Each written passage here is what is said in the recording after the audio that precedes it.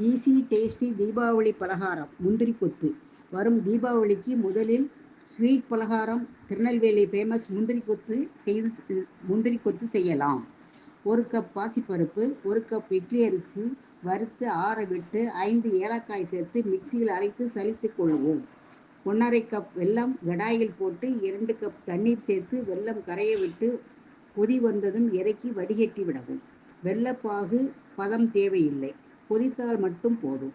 பாசிப்பருப்பு அரிசி பவுடருடன் 1/2 கப் தேங்காய் துருவல், 2 ஸ்பூன் எள் இவற்றை வறுத்து சேர்த்து கொள்ளவும். இக்கலவையில் வெல்லப்பாகு சிறிது சிறிதாக சேர்த்து கலந்து உருண்டை பிடித்து கொள்ளவும். பின் மைதா 1/4 கப், அரிசி மாவு 1/2 கப் தேவையான தண்ணீர் விட்டு பஜ்ஜி மாவு பதம் கரைத்து உருண்டைகளை கலவையில் முக்கி எடுத்து எண்ணெயில் போட்டு பொரித்தெடுக்கவும். இந்த அளவுக்கு சுமார் 30 முந்திரி கொத்து கிடைக்கும். 15 நாள் வரை வைத்து சாப்பிடலாம். மிகவும் சுவையாக இருக்கும்.